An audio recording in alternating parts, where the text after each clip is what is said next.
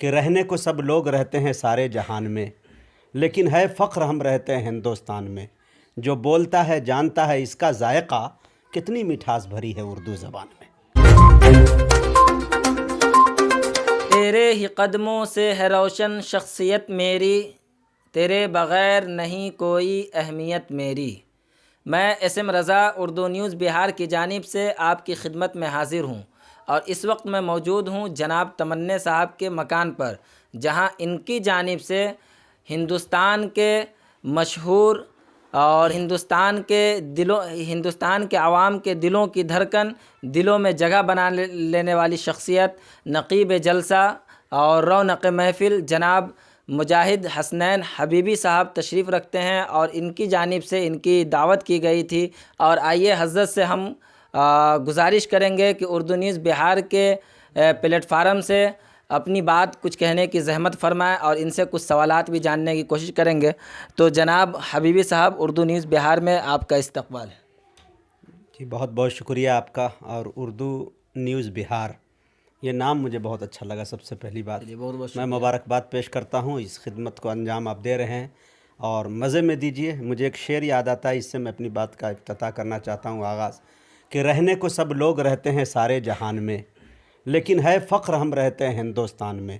جو بولتا ہے جانتا ہے اس کا ذائقہ، کتنی مٹھاس بھری ہے اردو زبان میں۔ آپ سے سب سے پہلے گزارش کریں گے کہ جو بڑے بڑے پروگرام ہوتے ہیں، بڑے بڑے جلسے ہوتے ہیں، بڑے بڑے مشاعرے ہوتے ہیں، تو اس کا عوامی فائدہ کیا ہے، یہ بتانے کی زحمت کریں۔ عوامی فائدہ بہت ہے، لوگوں کی اصلاح ہوتی ہے۔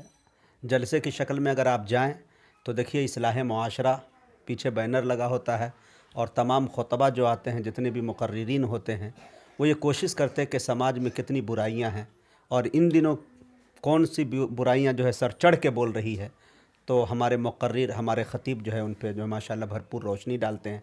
آپ غزل کے محفل میں جائیے تو اردو ادب کے حوالے سے ہر شاعر یہ کوشش کرتے ہیں کہ ہمارے نئی نسلوں کی جو اردو ہے وہ کچھ بہتر ہو جائے، وہ پہلے سے زیادہ مہذب ہو جائے۔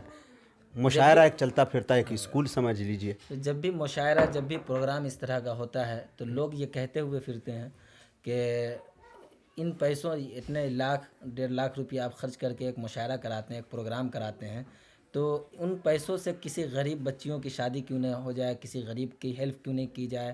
تو کیا کہنا چاہیں گے ایسے لوگوں کو، یا کیا ان کی سوچ صحیح ہے یا غلط ہے؟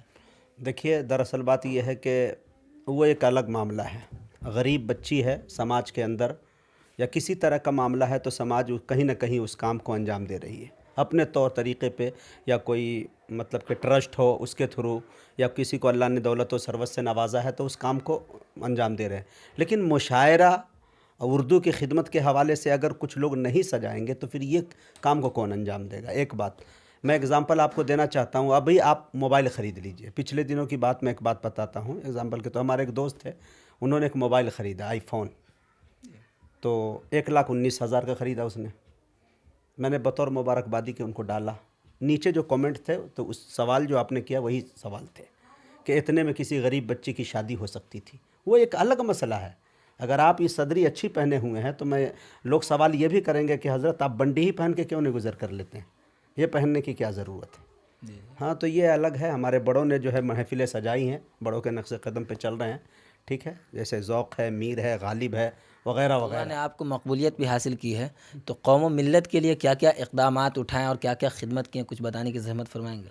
اللہ تعالیٰ نے شہرتیں دی، مقبولیت اللہ تعالیٰ کے ہاتھ میں ہے۔ مجھے ایک شعر یاد آتا ہے کہ میں پڑھا کرتا ہوں اکثر، عقیدت ناز کرتی ہے، محبت ناز کرتی ہے، میں جب قرآن پڑھتا ہوں تلاوت ناز کرتی ہے، میرا مسکن ہے پھلوریا ضلع سیتامڑھی، لوگوں خدا کا شکر کرتا ہوں سکونت ناز کرتی ہے، اور مجاہد کو نظامت کا سلیقہ کچھ نہیں لیکن بزرگوں کی دعاؤں سے نظامت ناز کرتی ہے۔